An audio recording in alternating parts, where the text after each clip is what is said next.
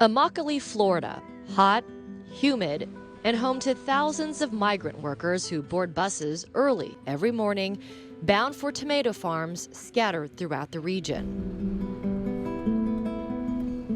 Immokalee is the epicenter of tomato production in the United States. Florida produces 90% of the country's winter tomatoes. It also used to be ground zero for modern-day slavery in agriculture. We found out that workers were being held by armed guards, prevented from leaving, pistol whipped, some sexually assaulted.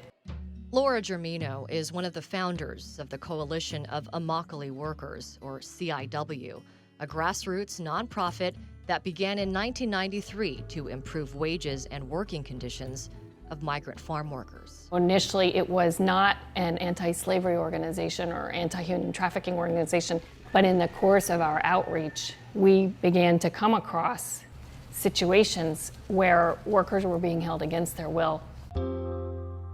Since then, the CIW's anti-slavery program has uncovered and helped the U.S. government prosecute several horrific cases of forced labor on tomato farms.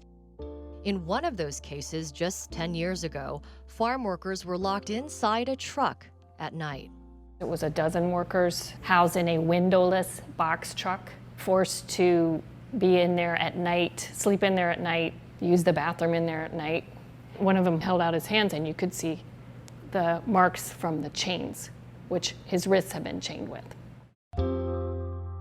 That case was so shocking, CIW decided to buy a box truck that was the exact make and model as the one used in the case, and turn it into a mobile museum, highlighting other cases of forced labor from the past 20 years.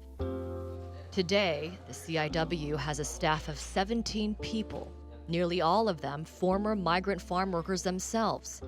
And their focus is no longer uncovering cases of slavery, it's preventing it from happening in the first place. Forced labor has been virtually eradicated, and if it were to take root, it would be identified and dealt with really quickly. They do that through an innovative initiative called the Fair Food Program. Participating growers allow CIW staff to come onto their farms and hold mandatory education sessions for all workers. They're given booklets that outline their rights and a hotline to call if they experience violations. The growers also agree to regular third-party inspections of their farms. A team of auditors speaks confidentially with at least 50% of workers to ensure their rights are being respected. Laura Espinoza is a former Supreme Court justice for the state of New York.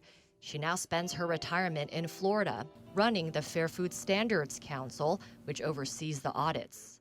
Places that were called ground zero for modern-day slavery by federal prosecutors a few years ago are now cited by national and international human rights experts as the best work environment in U.S. agriculture. And there are real market consequences at the top of the supply chain if violations are found. That's because many of the largest buyers of tomatoes have also joined the program, agreeing to purchase tomatoes only from farms that are part of the agreement. The Fair Food Program started in Florida and now covers 7 states in the eastern part of the U.S. Carlos Hernandez spends the tomato growing season in Florida. In the off-season, he travels to the western U.S., where he says it's much different. Sometimes, when you don't work fast enough, they threaten to fire you. Well, that doesn't happen here. There are better protections here. When we get calls from outside the Fair Food Program, it is heartbreaking. There are roughly 30,000 people currently working on Fair Food Program farms and receiving all the protections and benefits outlined in the agreement.